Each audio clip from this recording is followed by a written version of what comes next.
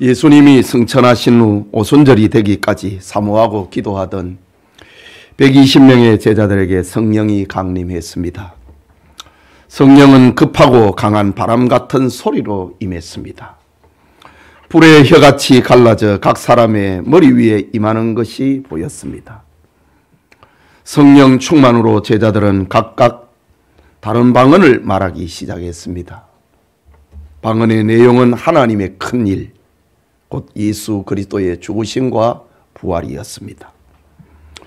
그때 이스라엘과 각 나라에 흩어진 유대인들이 오순절을 맞이하여 예루살렘으로 모였을 때입니다. 사람들은 제자들의 외침이 자기 나라 말로 들리자 이 어찌된 일인가 놀라고 당황했습니다. 믿고 싶지 않은 사람들은 사그려 술에 취한 것이다 라고 조롱하기도 했습니다.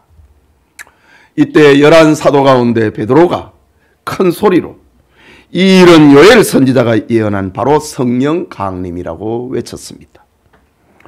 그러면서 당신들이 십자가에 못 박아 죽인 예수는 선지자들이 예언했던 그 메시아였고 하나님께서 그를 사흘 만에 다시 살리셨다고 증언했습니다. 사실 베드로는 50일 전에만 해도 살기 위하여서 허둥대던 겁쟁이였습니다. 3번이나 예수님을 모른다고 부인하고 저주까지 했던 사람입니다.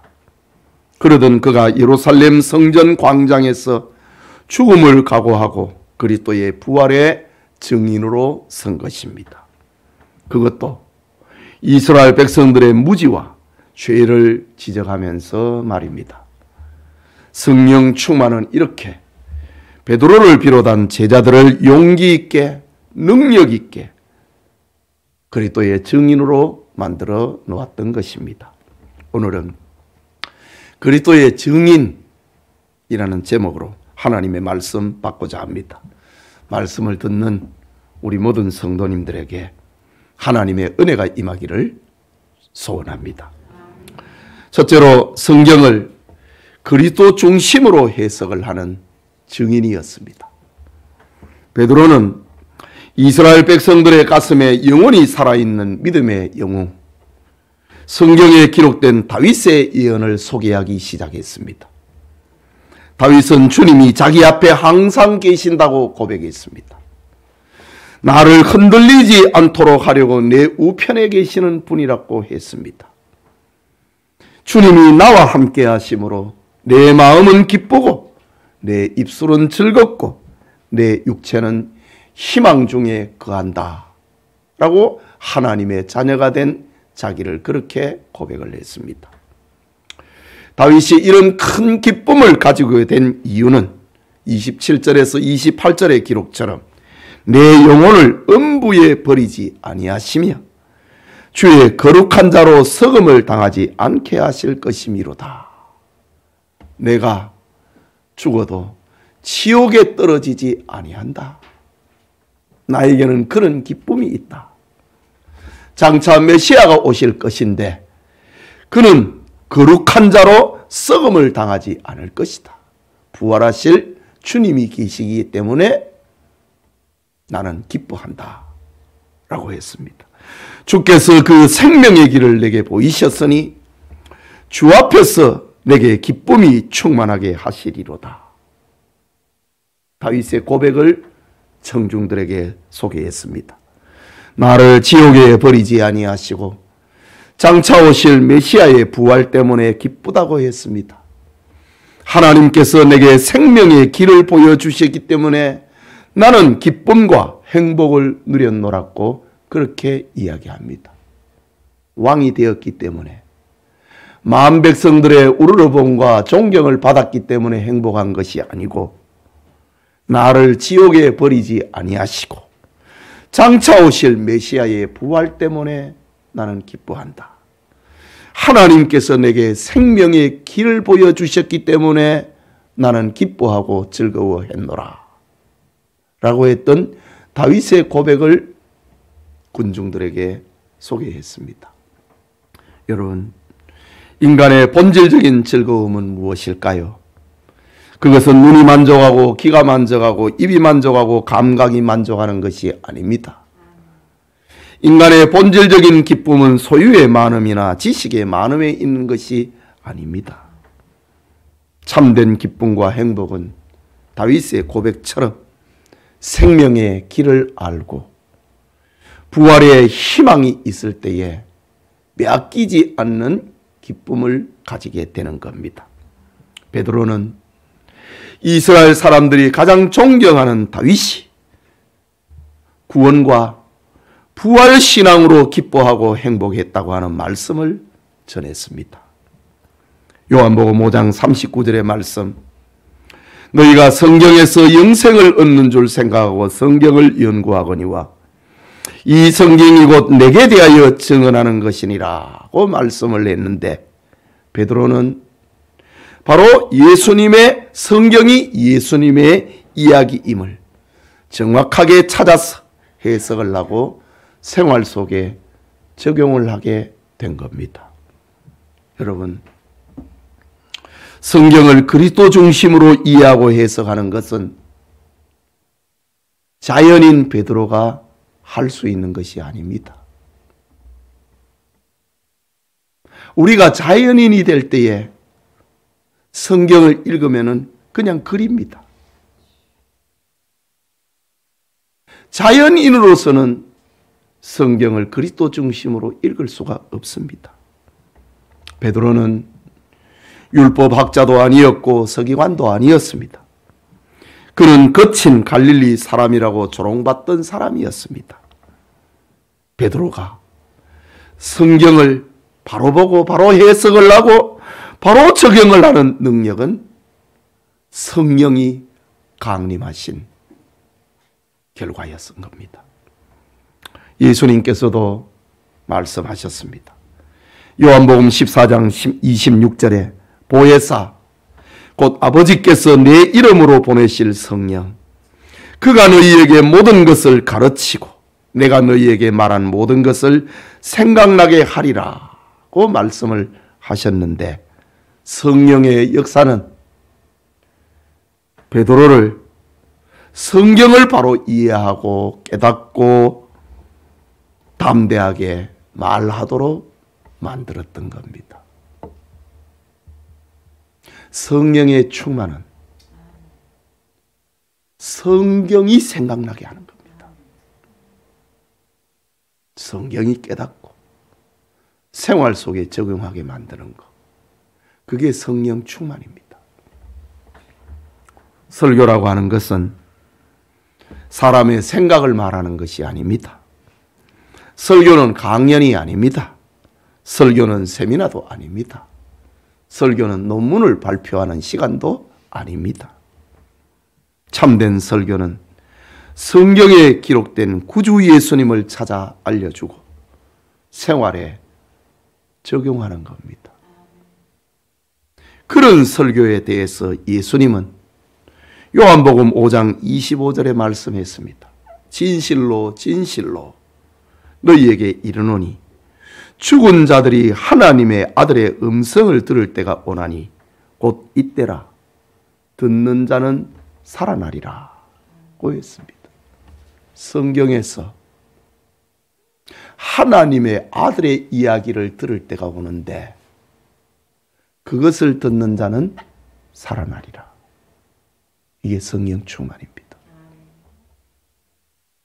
참된 설교는 사람들에게 예수님을 알게 하여 생명의 길로 인도하는 겁니다. 예배드리는 여러분에게 설교를 알아듣고 여러분의 영혼이 살아나는 그런 은혜가 있기를 축복합니다. 그게 둘째로 예수 그리스도의 죽음과 부활이 중심이 된 증인입니다. 본문 29절에서 32절에 형제들아 내가 조상 다윗에 대하여 담대히 말할 수 있노니 다윗이 죽어 장사되어 그 묘가 오늘까지 우리 중에 있도다.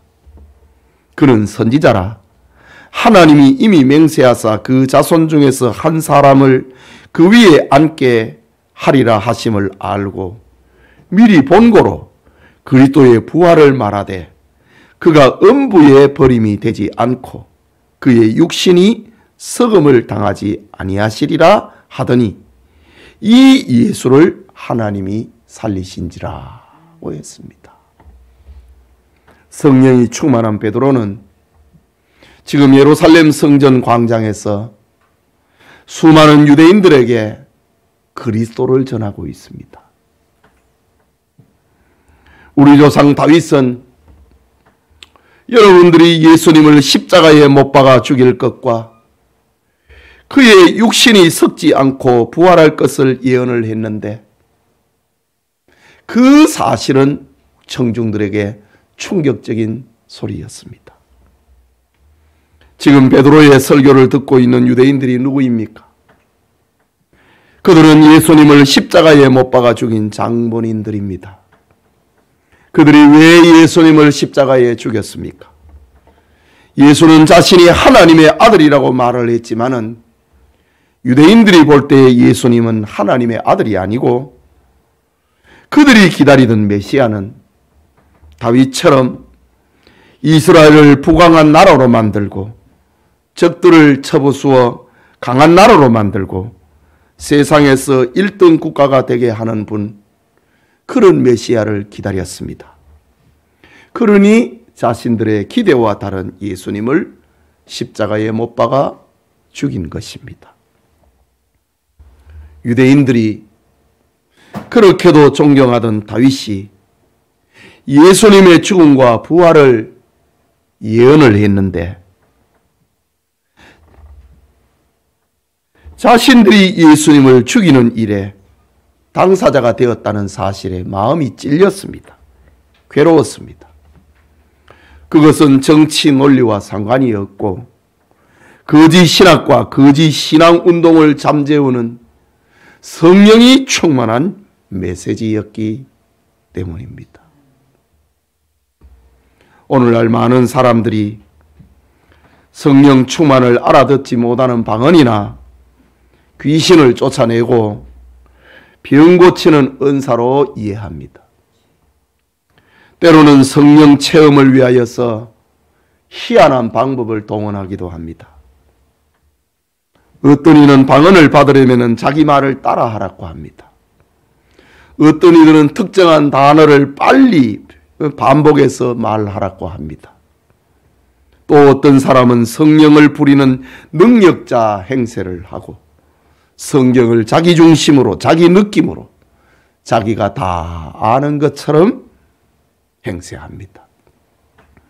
그러나 기독교는 베드로에게서 보듯이 성령이 오시면 그가 너희를 모든 진리 가운데로 인도하리라. 성령의 사역은 옛날이나 지금이나 영원히 예수님에게로 인도하는 일을 합니다. 사람을 예수님에게로 인도하는 일을 합니다. 사람들에게 성경을 가르쳐서 성경을 알아듣게 만들어서 예수님이 믿어지게 만드는 일을 하는 것이 성령의 사역입니다. 성전 광장의 베드로처럼 예수 그리스도의 죽음과 부활은 나와 관계된 것이고 나를 위한 것임을 깨닫도록 만드는 것이 성령의 충만입니다. 성령은 우리를 성경에 기록된 예수님에게로 인도하고 성경이 이해되고 믿어지게 하는 사역입니다. 다시 말하자면 성령 충만, 성령 운동은 예수 그리스도를 구주로 믿는 운동이고 예수 그리스도를 선포하는 증인 운동입니다. 이것이 성령 충만입니다. 여러분이 예수님이 믿어지고 그것으로 그치지 아니하고 여러분의 입을 열고 그리스도의 증인으로 전도하는 자, 그 사람이 성령 충만한 사람입니다. 성령이 함께하는 은총이 우리 성도님들과 함께하기를 축복합니다. 마지막으로 우리는 그리스도의 증인이라고 합니다. 본문 32절에 이 예수를 하나님이 살리신지라 우리가 다 이 일의 증인이로다 라고 했습니다. 전에는 증인이 되지 못했습니다. 숨어 있었습니다. 무서웠습니다.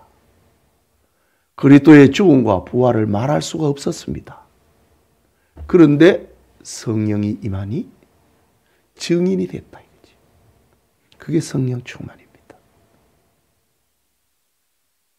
33절에는 하나님이 오른손으로 예수를 높이시매 그가 약속하신 성령을 아버지께 받았어 너희가 보고 듣는 이것을 부어주셨느니라.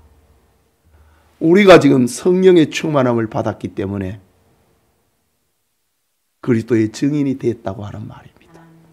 그리고 36절에는 그런즉 이스라엘 온 집은 확실히 알지니 너희가 십자가에 못 박은 이 예수를 하나님이 주와 그리스도가 되게 하셨느니라. 이게 성령 충만입니다.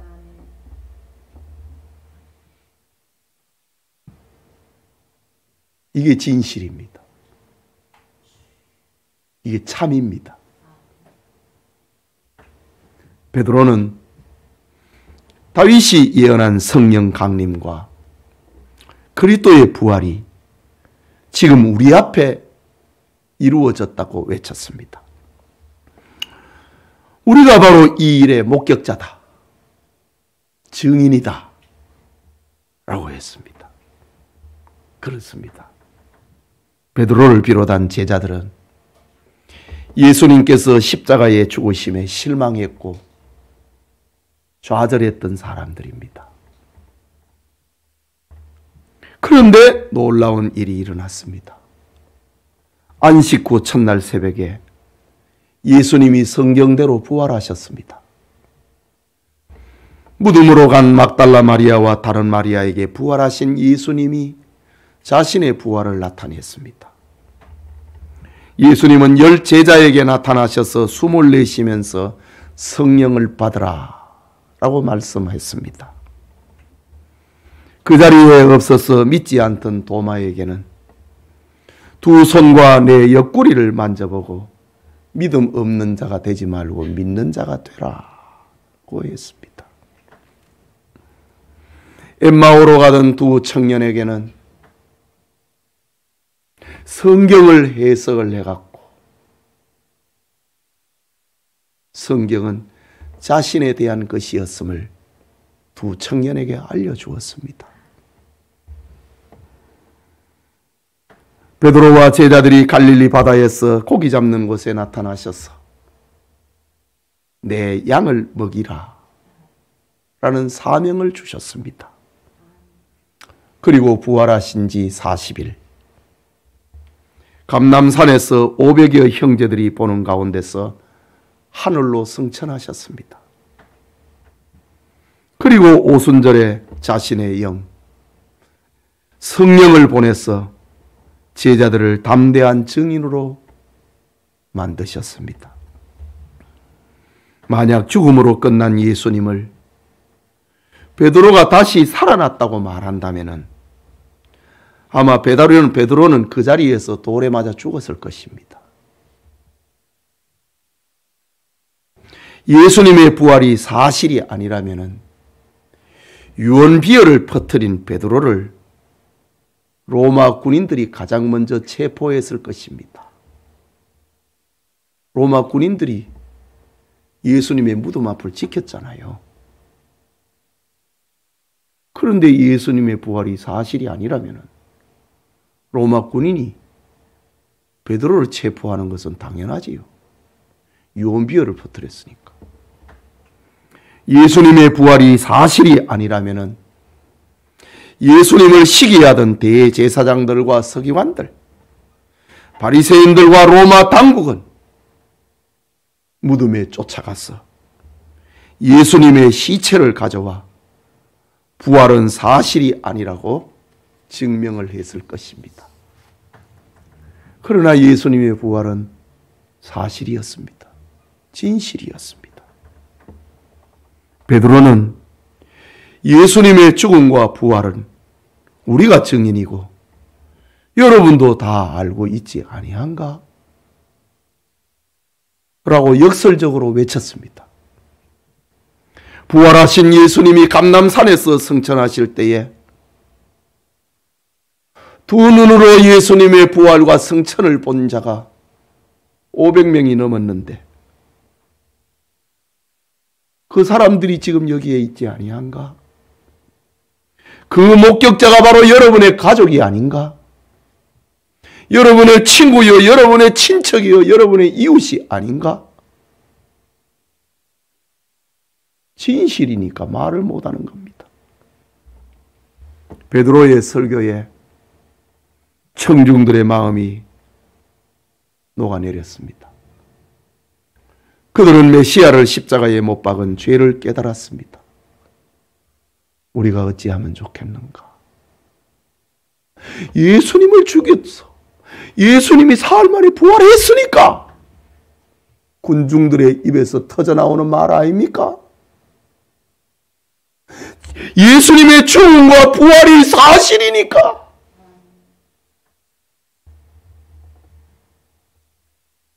바리새인들이, 서기관들이, 군중들이 우리가 어찌하면 좋겠는가 외치고 있는 거 아닙니까?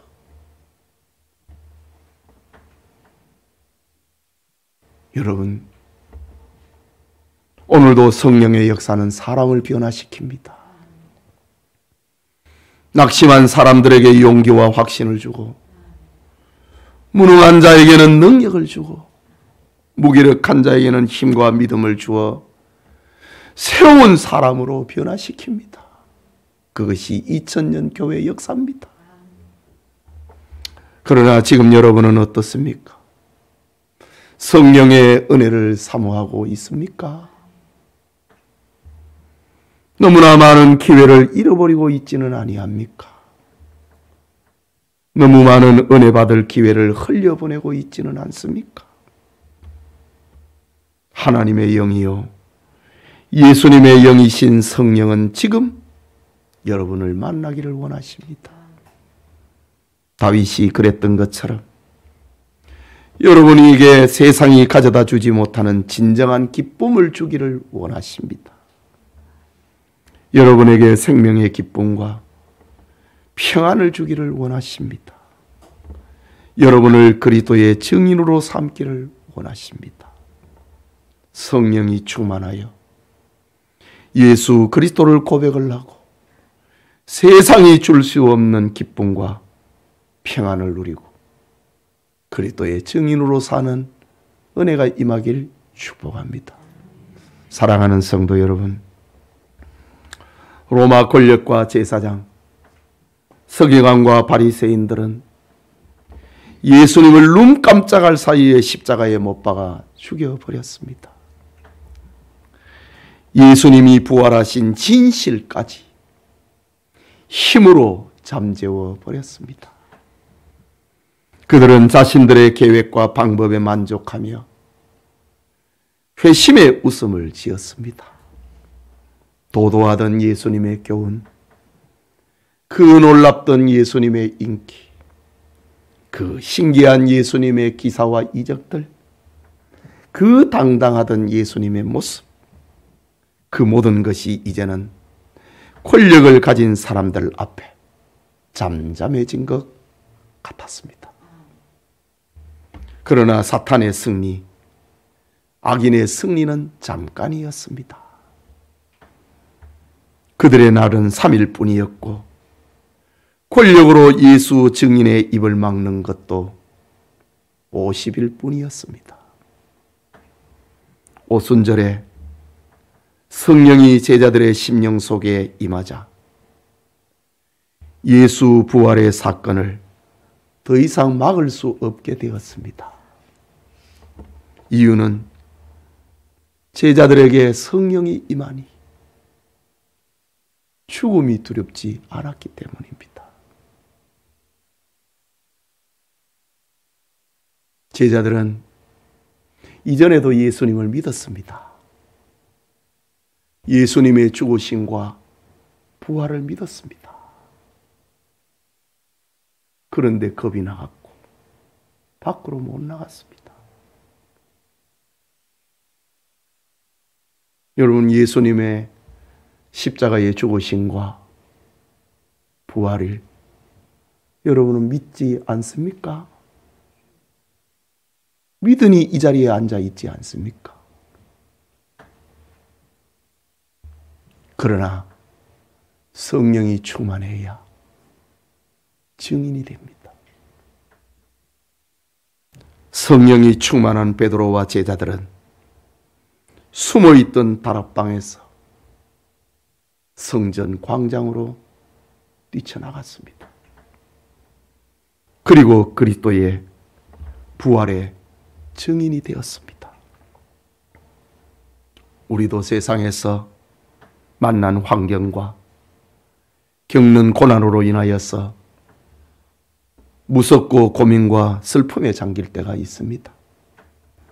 꼼짝 못할 지경에 몰리고 절망 가운데 빠질 때도 있습니다. 그러나 예수 그리스도의 죽음과 부활은 제자들이 그랬던 것처럼 우리의 힘이고 우리의 능력이고 우리의 소망이고 우리의 양식입니다.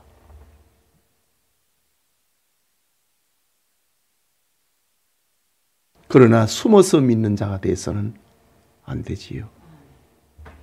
성령이 여러분의 상처난 마음을 어루만지시길 축복합니다. 성령이 여러분의 어두운 가정을, 성령님이 여러분의 자녀들의 미래를 그리스도의 공로로 어루만져 주시기를 축복합니다.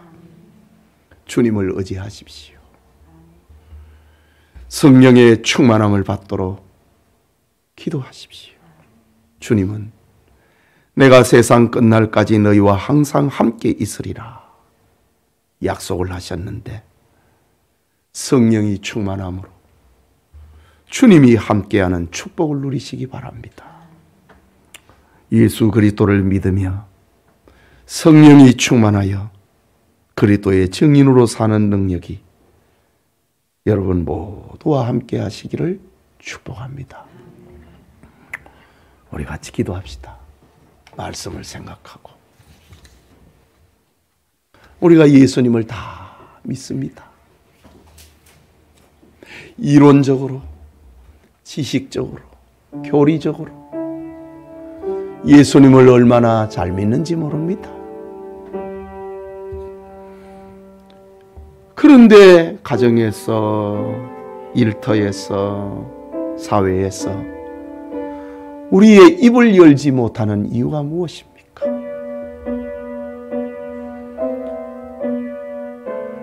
조그만 힘든 일이 생기면은 기죽고 움츠러드는 이유가 무엇입니까? 예수님의 제자들도 그랬지요. 성령의 충만함입니다. 성령의 충만함을 받아야 우리가 믿고 있는 예수님, 그분이 우리 속에, 삶 속에 능력으로 역사하는 겁니다. 성령의 충만함을 받아 예수님을 믿고 그리스도의 증인으로 사는 우리가 되기를 위해서 기도합시다.